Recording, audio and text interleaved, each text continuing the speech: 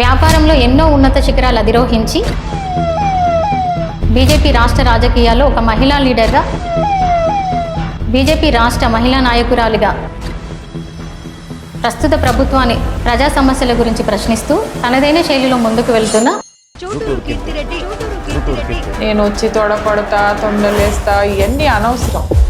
తెలంగాణ వచ్చాక 3 సార్లు ఎలక్షన్స్ జరిగాయి. 3 సార్లు ఎలక్షన్స్ జరిగినప్పుడు కూడా బీజేపీ ఎందుకు గెలవలేకపోయింది? బీజేపీ ఎప్పుడు మేడం, మీరు ఒక బిజినెస్ ఉమెన్గా ఉండి అసలు ఎందుకు ఈ రాజకీయంలోకి వచ్చారు? బిజినెస్లో అంటే పాలిటిక్స్లో రాకూడదా? బీజేపీలో సీనియర్ నాయకులందరూ కలిసి పని చేస్తారంటారా ఈసారి? ప్రస్తుత రాజకీయాల్లో డబ్బు, కులం ఈ ప్రతిపాదికన టు అన్ ఎక్స్టెంట్ ఎస్ అని చెప్పాలా? మోడీ గారే మీకు ఇన్స్పిరేషన్, మోడీ గారే స్ఫూర్తి.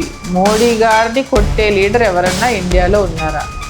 ఫెయిల్డ్ గవర్నమెంట్, ఫెయిల్డ్ నాయకుడు ఎవరంటే బీఆర్ఎస్ అయిపోయింది. 10 ఏళ్ళు వాళ్ళని చూశారు, tried, tested and burn. Politics become very dirty now. ఒక మాట మీద నిలబడే మనిషి కాదు.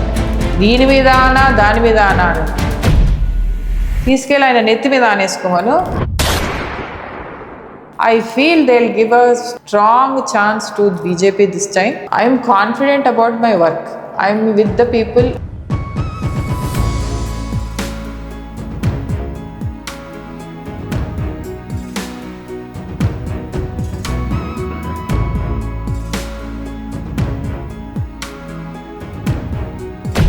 బీజేపీ ఎప్పుడూ ప్రజల సమస్యల మీదే, ప్రజల కోసమే, దేశం కోసమే పోరాడే పార్టీ అది. కీర్తిరెడ్డి గారు నెవర్ గివ్ అప్ యాటిట్యూడ్.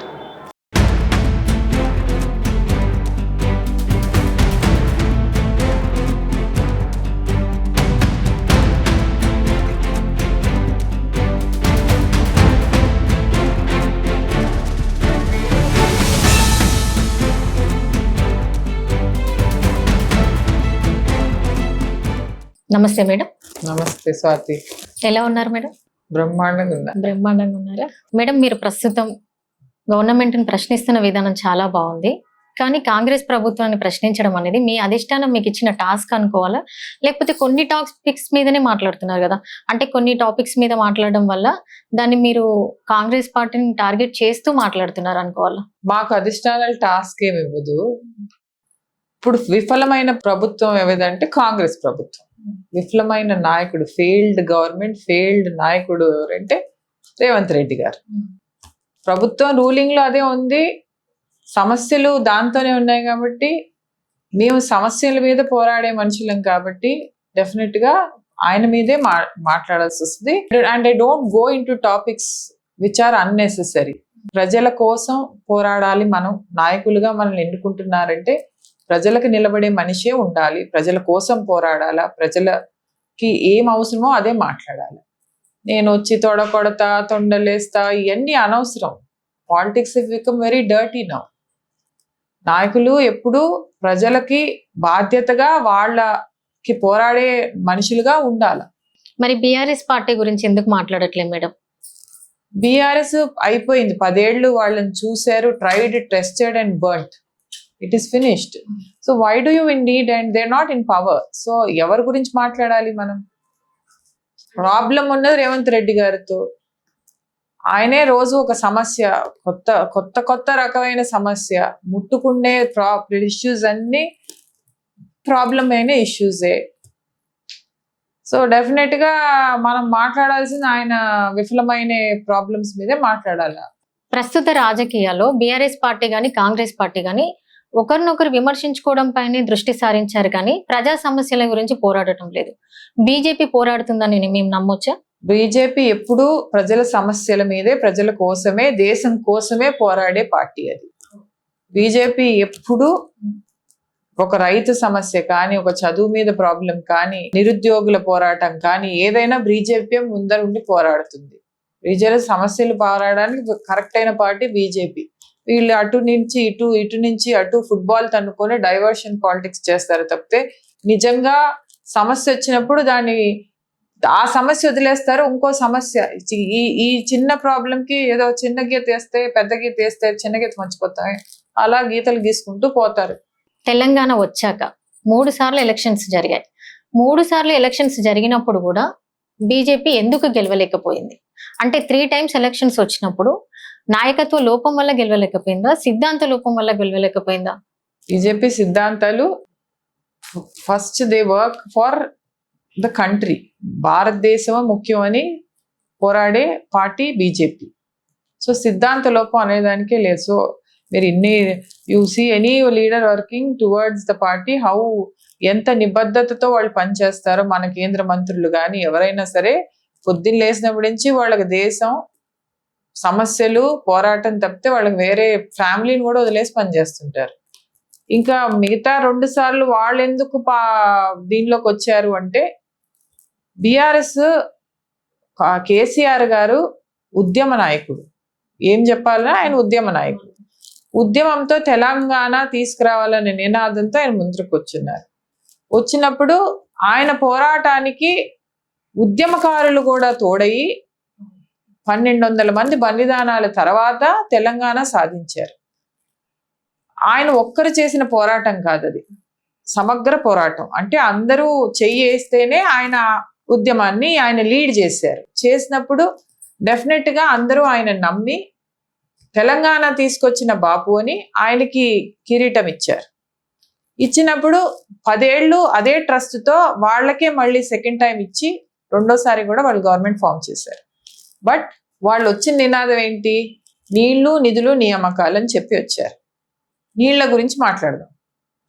నీళ్ల పరంగా ఇరిగేషన్ ప్రాజెక్ట్స్ తీసుకొచ్చారు. కాళేశ్వరమే మాట్లాడదాం.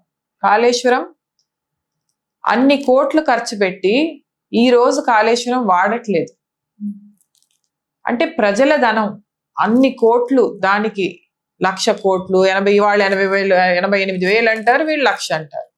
సో కరప్షన్ కి 80 కోట్లు, 80,000 కోట్లు, 1,00,000 కోట్లు అని ఏదైనా కరప్షన్ జరిగింది అందులో. 1,00,000 కోట్లు, 80,000 కోట్లు. అది అంత ఖర్చు పెట్టి వాళ్ళ కూతురే చెప్పింది కరప్షన్ జరిగింది కాళేశ్వరం ప్రాజెక్టులో అని. వాళ్ళ కుటుంబ సభ్యులే బయటకు వచ్చి చెప్తున్నారు. ఇప్పుడు అంత కరప్షన్ జరిగి అంత ప్రాజెక్ట్ చేసిన ఇరిగేషన్ పరంగా ఫార్మర్స్ కి, అంటే మన రైతన్నలకు ఉపయోగపడే ప్రాజెక్ట్ అయితే డెఫినెట్ గా ఖర్చైనా రైతన్నలకు ఉపయోగపడి. ఈ రోజు కాళేశ్వరాన్ని మూత వేసి పెట్టిన్నారు. ఎందుకు అది తర్వాత మాట్లాడదాం. బట్ నీళ్ల పరంగా అది కూడా ఫెయిల్ అయినారు. 1,00,000 కోట్లు, 88,000 కోట్లు ఖర్చు పెట్టిన ప్రాజెక్ట్ కూడా ఈరోజు పక్కన పెట్టాల్సి వచ్చిన పరిస్థితిలో వచ్చింది. అది రికరింగ్ గా నువ్వు ఎవ్రీ మంత్ దాన్ని నువ్వు నడపాలంటే దానికి నీకు మళ్ళా ఖర్చు, వ్యయంతో కూడిన పని. సో ఎవ్రీ టైం అది భారం. రైతులకి నీళ్ళు వస్తున్నాయన్న తృప్తున్నా బోర్లు ఇచ్చి బోర్లు వేసుకునేది ఎంతనో ఇది కూడా దానికి ఎన్నో ఇంతలా ఖర్చు అవుతుంది. సో అది ఫెయిల్ అయింది. నీళ్లుతో ఏ నినాదంతో వచ్చారో అది ఫెయిల్ అయింది. ఇంకా నిధులు మాట్లాడదాం. తెలంగాణ ఫామ్ అయ్యేటప్పటికి అధిక బడ్జెట్తో ఉన్న రాష్ట్రం అది. ఎలాంటి రాష్ట్రాన్ని ఈరోజు ఎన్నో లక్షల కోట్ల అప్పు చేస్తున్నారు. ఎన్ని లక్షల కోట్లు అన్నది ఇంకా తేలాలా. అది ఇంకా కేబినెట్ లో చర్చలు, పోరాటాల్లో ఉంది. వీళ్ళంతా చేశారు, నువ్వు ఇంత తప్పు చేసావంటే నేను ఇంత తప్పు చేశానని మాట్లాడుకుంటున్నారు వీళ్ళు. అధిక బడ్జెట్ తో వచ్చి అప్పులు చేసి అధికారంలో వచ్చారు. ఈరోజు they are showing only Hyderabad and telling మేము ఇంత డెవలప్మెంట్ చేసాం. ఉండి ఏం చేయకపోయినా హైదరాబాద్ ఈ రోజు కూడా పెరుగుతూనే ఉంది. అది Hyderabad globally people recognise Hyderabad and that is growing like that. So ఒక్కళ్ళు క్రెడిట్ తీసుకునేదానికి లేదు. ఉమ్మడి రాష్ట్రం విడిపోయినప్పుడు Hyderabad itself was growing Hyderabad and it is still growing. నిధులు, నియామకాల గురించి మాట్లాడారు. నిధులు వాళ్ళు డెఫినెట్ గా చేసుకున్నారు. కుటుంబం అంతా సంపాదించుకున్నారు. ఏమి రబ్బర్ చెప్పులతో వీటితో వచ్చిన వాళ్ళందరూ ఈరోజు సంపన్నులుగా కనిపిస్తున్నారు. సో డెఫినెట్ గా నిధులు కుటుంబం అంతా సంపాదించుకున్నారు. ఇంకా నియామకాల గురించి మాట్లాడదాం. ఆ 10 ఏళ్ల పాలనలో 1,00,000 ఉద్యోగాలు ఇస్తామన్న వాళ్ళు కనీసం 10,000 ఉద్యోగాలు కూడా చేయలేరు. జాబ్ క్యాలెండర్ సరిగా రిలీజ్ చేయలేదు. సో నియామకాల్లో కూడా వాళ్ళు ఫెయిల్ అయినారు. ఉద్యోగాలు అన్రెస్ట్ ఇన్ ద గవర్నమెంట్ ఎందుకు వస్తుంది? ఉద్యోగాలు కల్పించకపోతే. సో నువ్వు అదే నినాదంతో వచ్చినప్పుడు ఉమ్మడి ఆంధ్రప్రదేశ్ ఉన్నప్పుడు కూడా ఆ మాత్రం ఉద్యోగాలు తెలంగాణ వాళ్ళకి వస్తుంది. సో నువ్వు తెలంగాణకి అన్యాయం జరిగిపోతుంది అని తెలంగాణ మనం తెచ్చుకున్నప్పుడు తెలంగాణకి న్యాయం ఏం చేశారు? సో అదే ప్రజలు అర్థం చేసుకొని ఈ 10 ఏళ్ల పాలనలో మనం మోసపోతున్నాము, బాపు గారికి మనం అధికారం ఇచ్చాము బట్ మోసపోతున్నామన్న దాంట్లో నమ్మకం కోల్పోయినందుకే వాళ్ళు ఓడిపోయినప్పుడు కాంగ్రెస్ ఎందుకు వచ్చింది పవర్లో? అంటే బీజేపీ సీనియర్ నాయకులు ఎవరు బీజేపీ పార్టీని తెలంగాణ ప్రజల్లోకి తీసుకెళ్ళలేకపోయారనేది మా వాదన. కాంగ్రెస్ ని రేవంత్ రెడ్డి గారడీ మనిషి. ఆయన మాట్లాడిన మాటలు, ఆయన పూటకొక పార్టీ మారే మనిషి. సో పవర్ కోసం ఎంత ఎక్స్ట్రీమ్ కనుక పోయే మనిషి ఆయన గారడీ మాటలు, 6 గ్యారంటీలు, 420 హామీలు ప్రజలు నమ్మారు.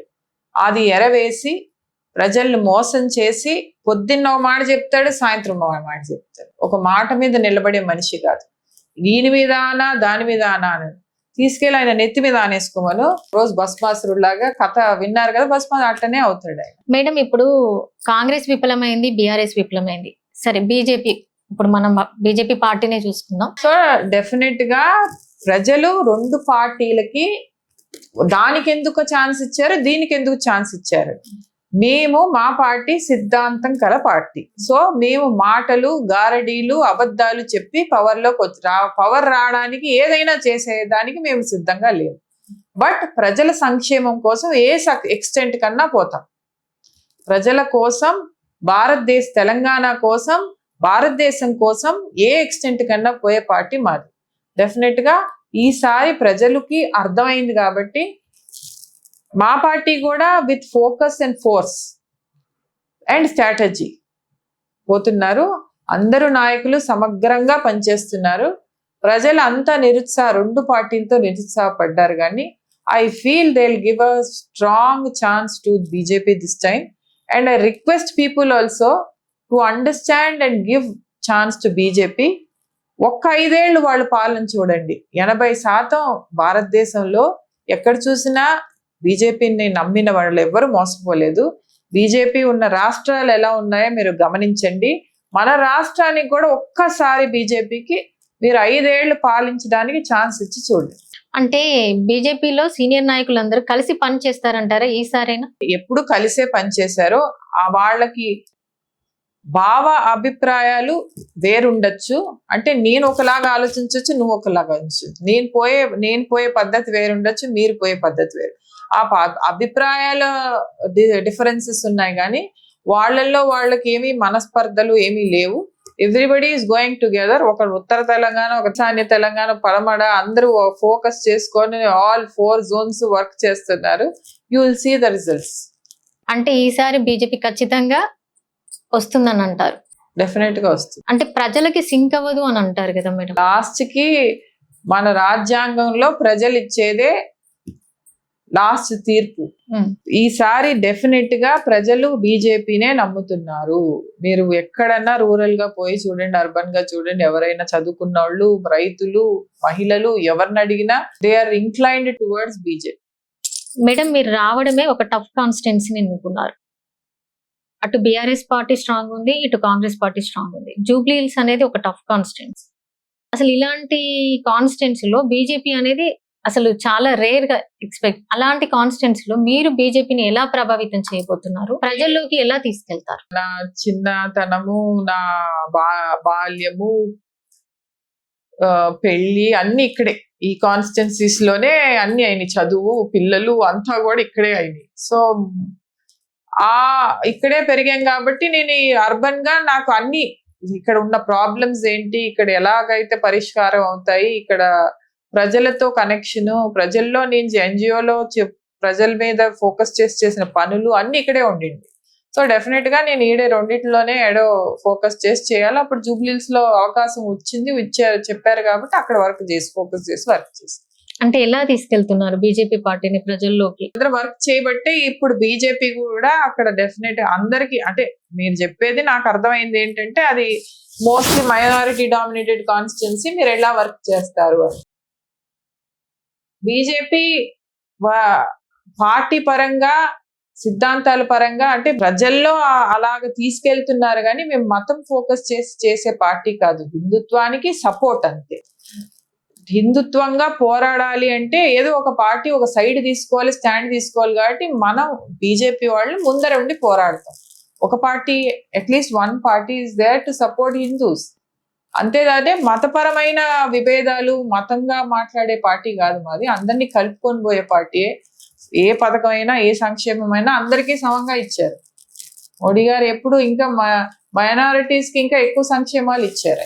మేడం, ఒకవేళ మీకు ఇక్కడ జూబ్లీహిల్స్ నుండి కాకుండా తెలంగాణలో ఏ డిస్టిక్ లో అయినా, ఎక్కడ ఏ ప్లేస్ లో అయినా మీకు సీట్ ఇచ్చినా మీరు పోటీ చేసి గెలుస్తారు? ప్రజల కోసం పనిచేయడానికి వచ్చాము. సో మమ్మల్ని అక్కడ ఫోకస్ చేసి మీరు ఇక్కడ వర్క్ చేస్తే బాగుంటుంది అంటే ఎక్కడి నుంచి అయినా వర్క్ చేసే కెపాసిటీ, టాలెంట్ మాకు ఉంది. మేము వర్క్ చేయగలం.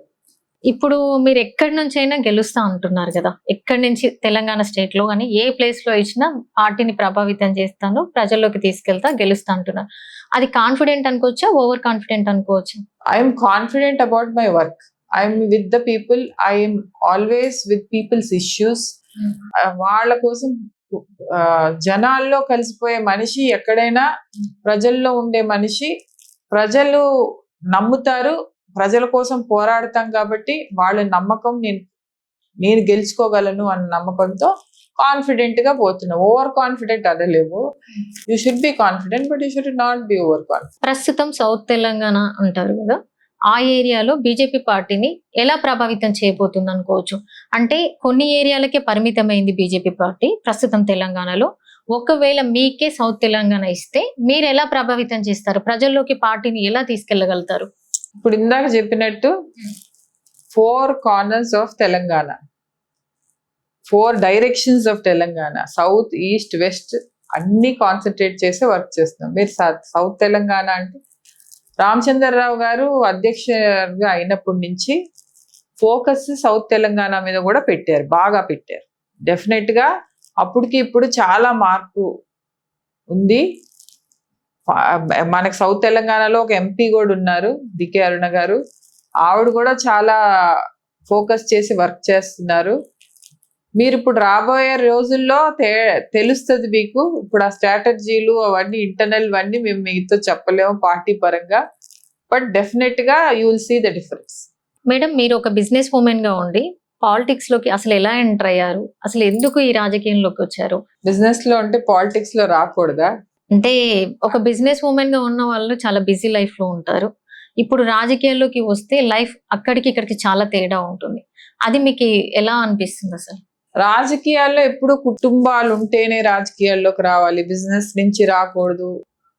బిజినెస్ పరంగా నేను చేసినంత వరకు సక్సెస్ఫుల్ గా what ever I wanted to do I done, I will achieve. Now I wanted to get in to politics. I wanted to serve people. I was always there in some small platforms లో చేస్తా ఉన్నాము. Politics లో మహిళలు వస్తే బాగుంటుంది అని నేను further గా స్టెప్ తీసుకొని మా కుటుంబంలో మీరు అడిగినట్టే బిజినెస్ హాయిగా చేసుకుంటున్నావు కదా, పాలిటిక్స్ అవసరమా అని అడిగారు. మహిళలు తప్పకుండా రావాలి.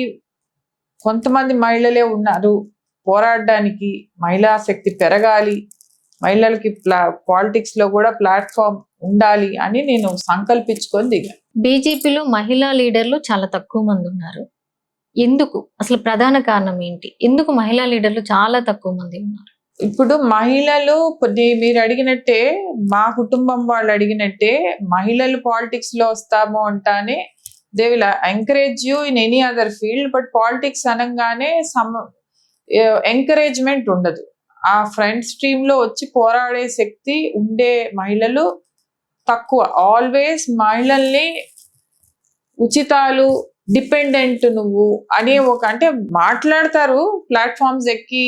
మేము కూడా స్పీచ్లు ఇచ్చేటప్పుడు మాట్లాడతాం, మహిళా శక్తి, మహిళా ఈక్వల్గా ఉండాలన్నీ మాట్లాడతాము, మేము కూడా పోరాడతాం. బట్ నిజంగా గ్రౌండ్ లో మీరు చూసి సమాజంలో చూస్తే ఓన్లీ స్పీచ్లకి, బుక్కులకి, ప్లాట్ఫామ్స్ లో డిస్కషన్ కి తప్పితే నిజంగా మహిళలకి ఆ అనుచిత స్థానాలు దొరకట్లేదు. ఫైనాన్షియల్ ఇండిపెండెన్స్, చదువు ఇవన్నీ రావడానికి ఇంత టైం పట్టింది. మహిళను చూస్తే ఆల్ రౌండ్ డెవలప్మెంట్ అయ్యి ఇప్పుడు 75 ఏళ్ల పాలన తర్వాత ఇప్పుడు we are talking about equal right and we are fighting for in politics in 33% reservation. Why do we need to fight? That should have been given long before. ఇప్పుడు మనం మాట్లాడి ఫైట్ చేసి తీసుకుంటున్నాం.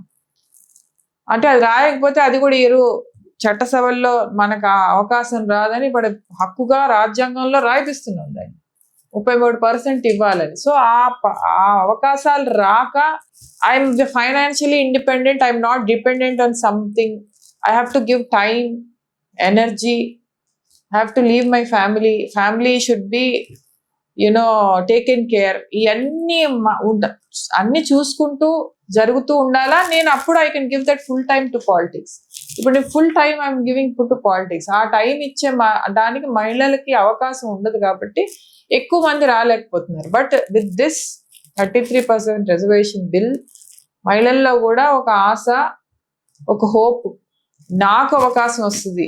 చాలా మంది మహిళలకు ఇప్పుడు మరి మహిళా బిల్లు ముందుకెళ్ళట్లేదు మేడం? బీజేపీ ఇప్పుడు మహిళా బిల్లు తప్పకుండా పాస్ అవుతుంది. With delimitation it will get through. అసలు డీలిమిటేషన్ ఎందుకు యాడ్ చేయాల్సి వచ్చింది? అసలు దాన్ని యాడ్ చేయడం వల్లనే మహిళా బిల్ కావాలని బీజేపీ ప్రభుత్వం ఆపుతుంది అనేది ప్రతిపక్షాల వాదన. ఇప్పుడు మహిళా బిల్లు ఆపడం వల్ల బీజేపీకి వచ్చే లాభం ఏంటి? మహిళా బిల్లు ఆపట్లేదు. మహిళా బిల్లు పెట్టిందే బీజేపీ ప్రభుత్వం. ఓకే. మహిళా బిల్లుతో పాటు డీలిమిటేషన్ కూడా ఇస్తే పాపులేషన్ సెన్సస్ ప్రకారం డీలిమిటేషన్ 1973లో అయింది. అప్పటి నుంచి 543 సీట్లోనే. అప్పుడు ఎంత 55 కోట్ల పాపులేషన్, ఇప్పుడు చూస్తే 143 కోట్ల పాపులేషన్. అంటే ఎంత పెరిగింది? చాలా పెరిగింది. మోర్ దెన్ డబుల్ పెరిగింది. 3 times పెరిగినట్టు ఆల్మోస్ట్. ఆ పాపులేషన్ రిప్రజెంటేషన్ పెరగాలి కదా. రేవంత్ రెడ్డి గారు ఏమన్నా స్టేట్ వరకు డీలిమిటేషన్ చేసుకుందాం, లోక్సభ డీలిమిటేషన్ వద్దు అంటున్నారు. అంటే నీ ఎమ్మెల్యేలు పెరిగినప్పుడు నువ్వు ఎంపీ రిప్రజెంటేషన్ కూడా పెరగాలి కదా. నీకు డెఫినెట్ గా రిప్రజెంటేషన్ పెడితే సమస్యలు మల్కాజ్గిరి పాపులేషన్ ఈరోజు 38 లక్షల పాపులేషన్ ఉన్నట్టుంది. దానికి అంటే 30 లక్షల ఓటర్, అంటే 38 ఓటర్స్ అంటే population wise it must be around 45 to 50 lakhs. ఒక్క కాన్స్టిట్యున్సీలో అంత పాపులేషన్ ఉంటే నువ్వు రిప్రజెంటేషన్ అంటే 50 లక్షల జనాభా నీ ఒక్క ఎంపీనా నువ్వు వచ్చి రిప్రజెంటేషన్ ఎలా చేస్తారు? సమస్యలు ఎట్లా పోరాడుతారు? అంత పెద్ద కాన్స్టిట్యున్సీని ఎంపీ ఎలా చూసుకుంటాడు? So representation also has to increase. నువ్వు ఓన్లీ ఆ 543 మీదే నువ్వు డీలిమిటేషన్ లేకుండా మహిళా రిజర్వేషన్ బిల్ పాస్ చేస్తే ఉన్న సీట్లో ఎప్పటి నుంచో నేను కాన్స్టిట్యున్సీని కాపాడుకుంటున్నా అని నా భార్యనో, నా తల్లినో, నా కూతుర్నో నిలబెట్టుకుంటాను. కానీ నిజంగా నాలాంటి వాళ్ళు ఎంతో మంది వర్క్ చేస్తున్నారు. మాకు అవకాశాలు రావు. వాళ్ళే ఎంతసేపు వాళ్ళ కుటుంబమే వస్తుంది. మేడం, మీ రాజకీయ ప్రస్థానం ఎప్పుడు మొదలైంది? అసలు మీ కుటుంబ నేపథ్యం ఏంటి? మా కుటుంబం, మా ఫాదర్ ఎంప్లాయీ, తర్వాత మా mother house wife. We come from humble background. నా పిల్లలు కూడా ఇద్దరు లాయర్స్, ఇప్పుడు అడ్వకేట్స్. ఏదెట్లున్నా మా మమ్మల్ని బాగా విలువలతో పెంచినారు. అంటే ఒక ట్రాన్స్పరెన్సీ, ఒక హానెస్టీ, ఒక రెస్పాన్సిబిలిటీ, బట్ సమాజం పట్ల అవగాహన, ఏది తప్పు, ఏది అబద్ధము, అబద్ధాలు చెప్పకూడదు, పని తీసుకుంటే పట్టు వదలకుండా పని చేయాలి, ఇలా విలువలతో పెంచిన కుటుంబం మాది. అలాగే నేను మా పిల్లల్ని పెంచాను. So the thing continues. So మా అబ్బాయి కానీ మా అమ్మాయి కానీ, అమ్మాయి ఏమో she does her own work but she works for animals. So ఆ animal activist, so she keeps working for animals.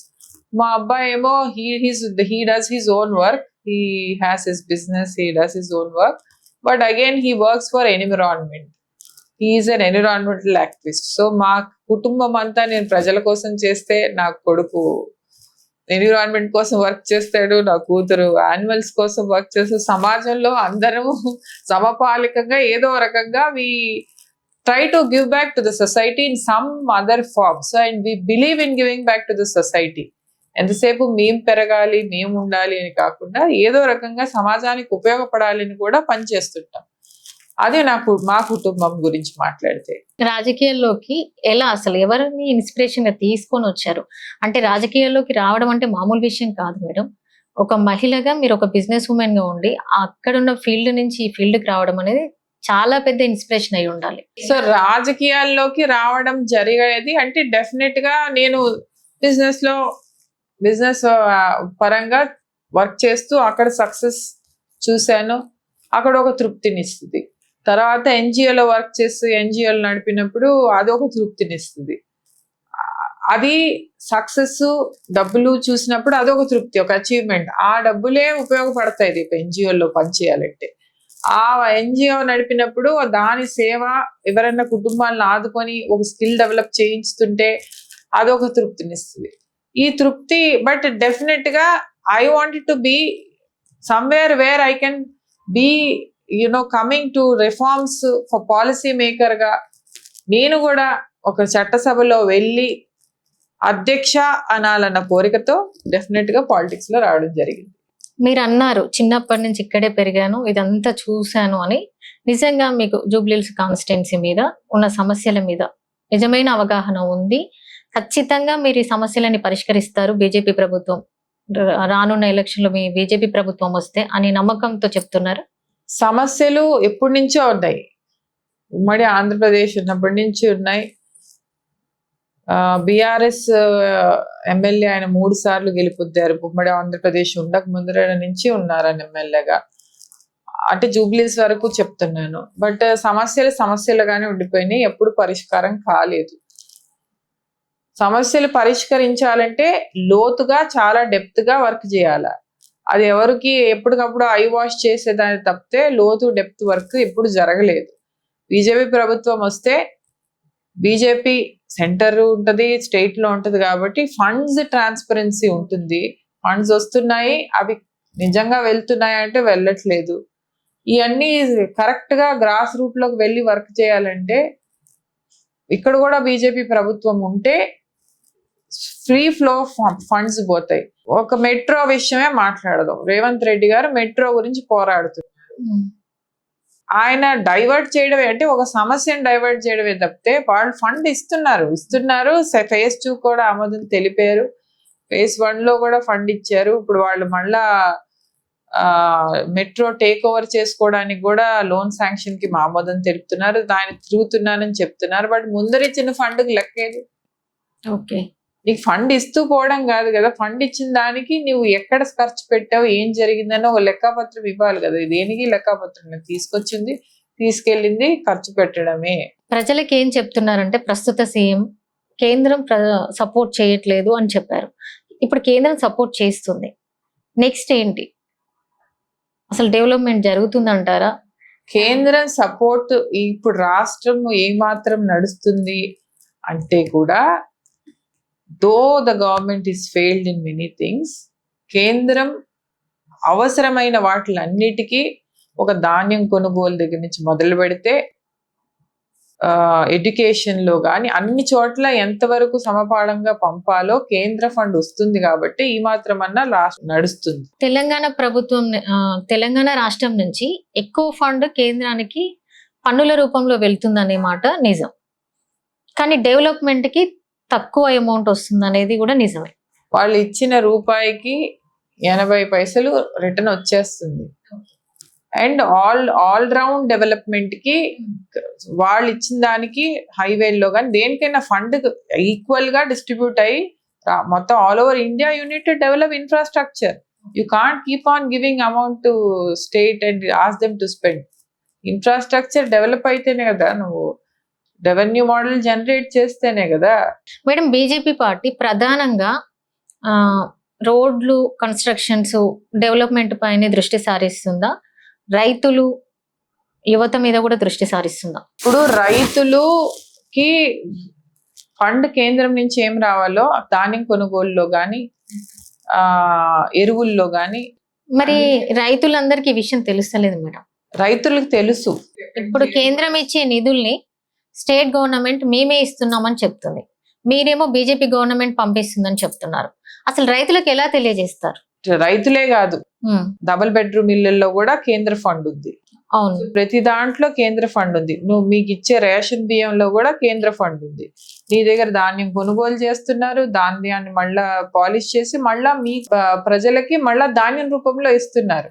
So అక్కడ బెనిఫిట్ చేస్తుంది. ఇక్కడ ధాన్యం కొనుగోలుకి ఇచ్చిన డబ్బులు కూడా వీళ్ళు అన్ని డైవర్ట్ చేసుకుంటున్నారు. So everything whoever is in power, కొన్ని వాళ్ళ కంట్రోల్లోనే ఉంటాయి. కేంద్ర ఫండ్ వరకు ఇవ్వగలదు. Control is in state and the state power. So state has to be left and we can't interfere in the state. So definite ఇక్కడ కూడా కేంద్ర ప్రభుత్వంలో ఉన్న మన బీజేపీ ప్రభుత్వమే వస్తే సమగ్రమైన ఫండ్ లోపల సిస్టంలోకి వెళ్ళి కరెక్ట్ డెవలప్మెంట్ జరుగుతుంది.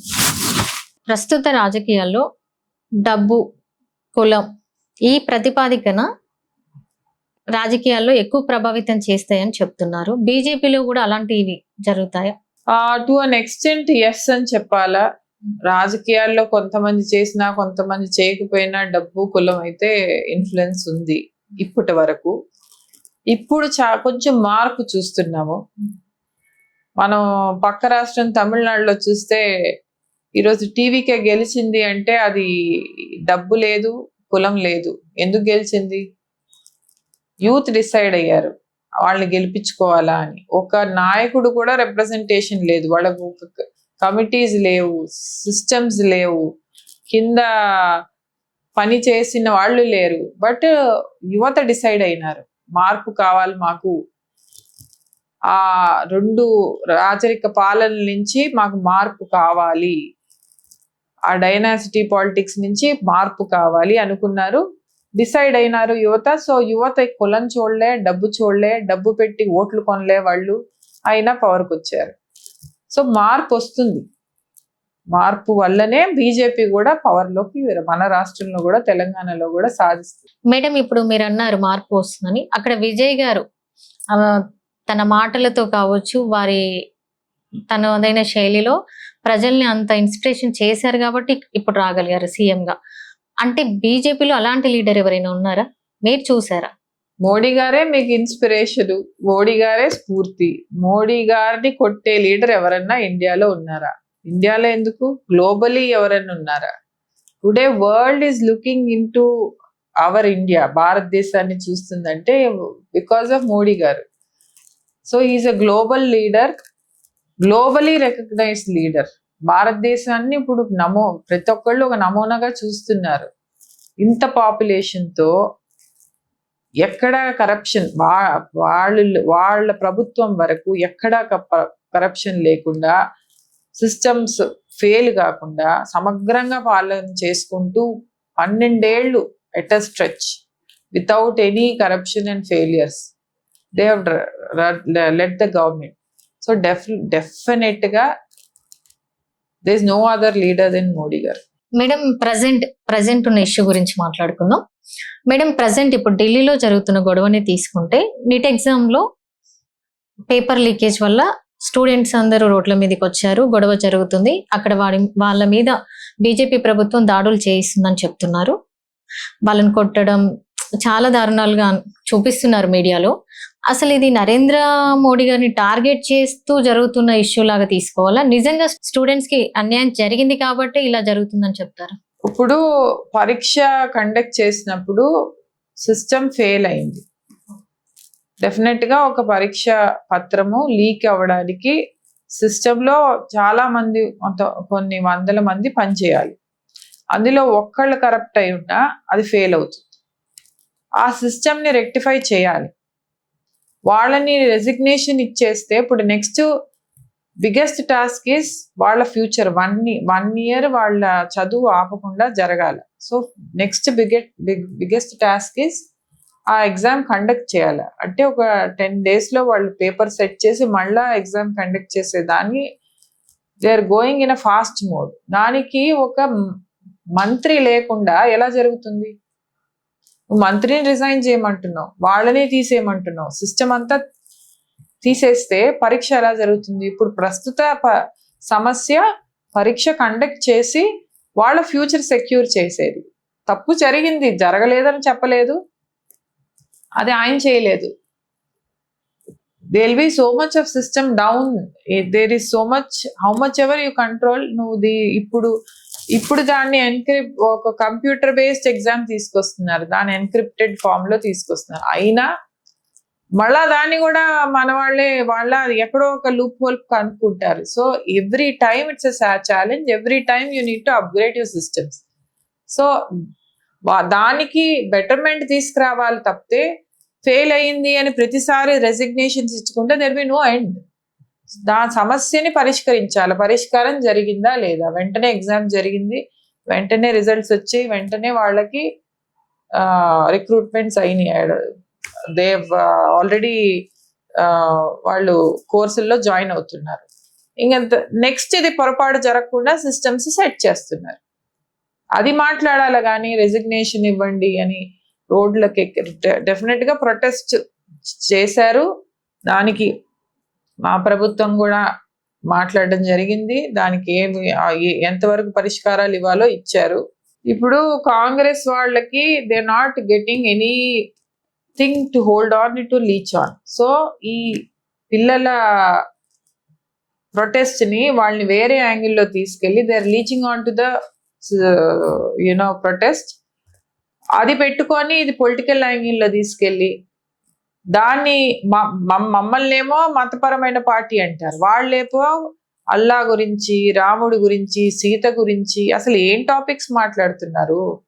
All the anti social elements are coming there. Why are they coming? Why are you encouraging? పిల్లలు కూడా అర్థం చేసుకోవాలి ఎవరు వస్తున్నారు, ఎవరికి మీకు మద్దతు ఇస్తున్నారు. మీ మద్దతు ఇవ్వడానికి ఎవరు వచ్చినా మీరు మద్దతు తీసుకుంటారా? You are fighting against the system, but you are getting into something else. Observe. Youth have to observe. They are encashing on your, they're sitting on your back and they're trying to ride. So just వాళ్ళని కూడా బాగా అవగాహన తెలుసుకొని దీని political యాంగిల్లోకి వెళ్ళిపోతుంది. System failure అయినప్పుడు ప్రతి ఒక్కళ్ళకి ప్రొటెస్ట్ చేసే హక్కు ఉంది, దానికి డెసిగ్నేటెడ్ ప్లేసెస్ ఉన్నాయి. అంతేగాని పార్లమెంట్ లో దూరిపోతాం, నేర్పాల్ లాగా తగలెడతాం, ఈ అన్ని మాటలు మాట్లాడకూడదు. Youth also are getting carried away. Just focus on what you want from the government. The government is always there to discuss and settle things. You don't need to reach on to all the political anti social elements. ఈ రోజు రాష్ట్రంలో పరిస్థితులు ఎలా ఉన్నాయంటే BJP senior నాయకులందరూ రాబోయే elections లో పక్కా BJP వస్తుందని చెప్తున్నారు.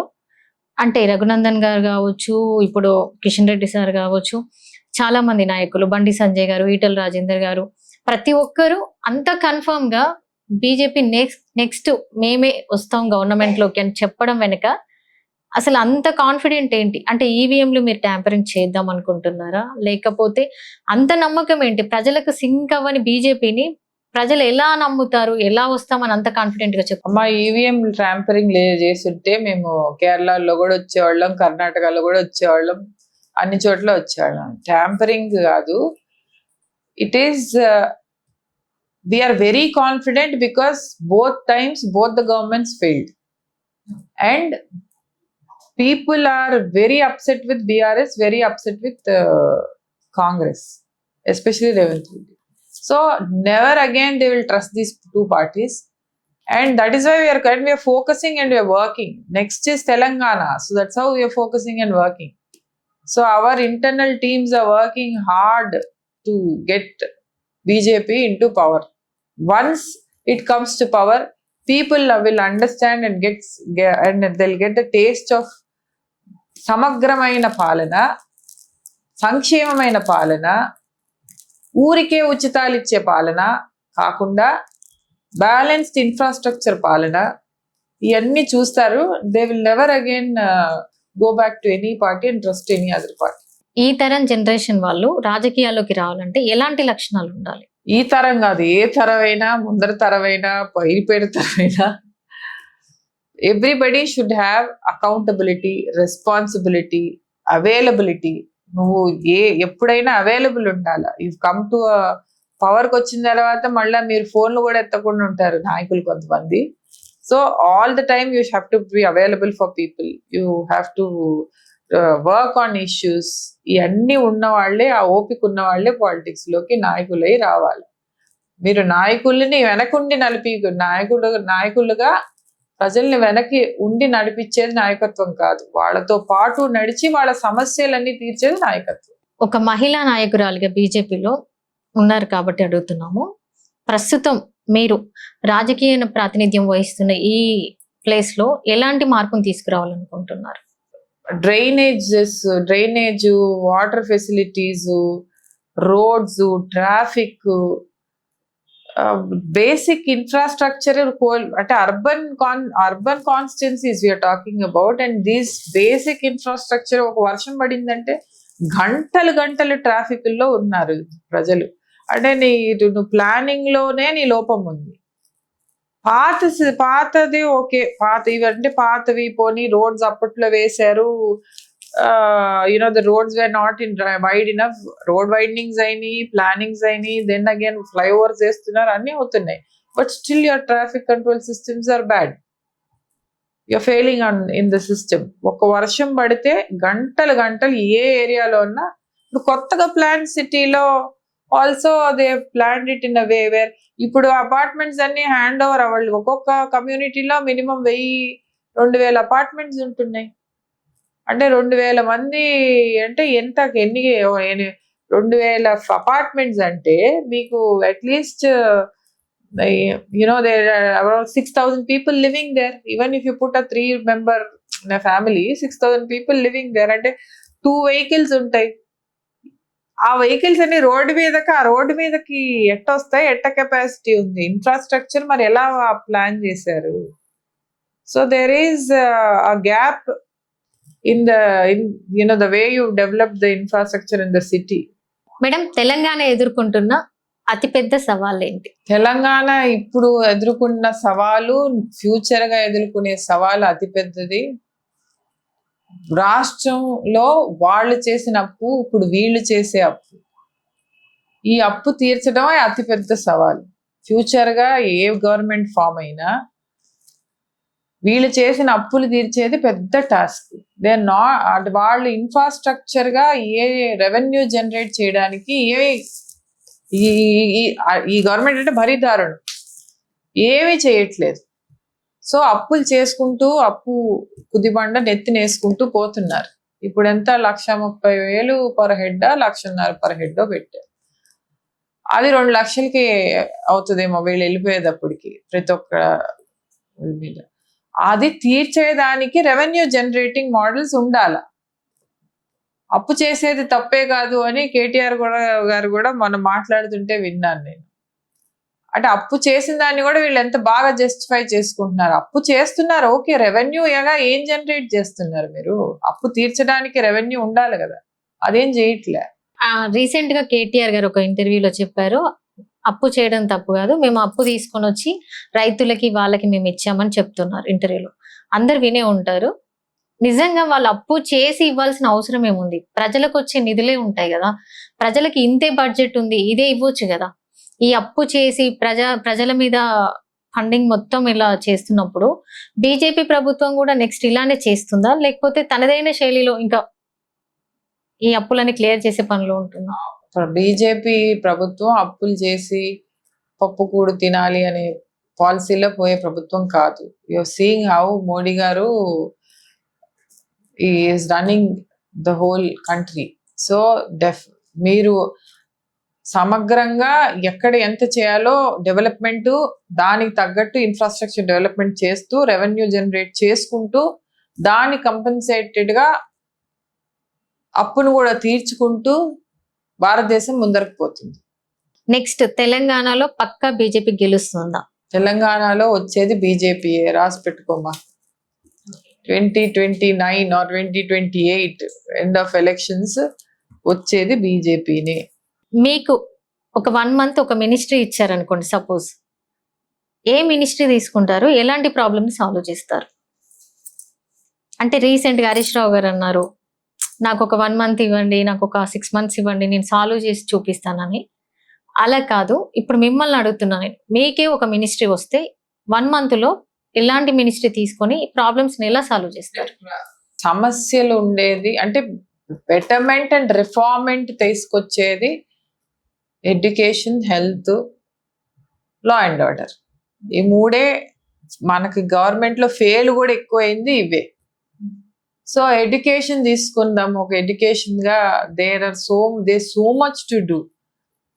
ఈరోజు గురుకుల్ స్కూల్స్ లో 95 మంది చనిపోయి ఉన్నారు. వాళ్ళకి అంటే పిల్లల్ని స్కూల్లో జాయిన్ చేస్తే చచ్చిపోయే సిస్టమ్ ఏంటి అంటే where are we failing? Where is the minister who will review all this?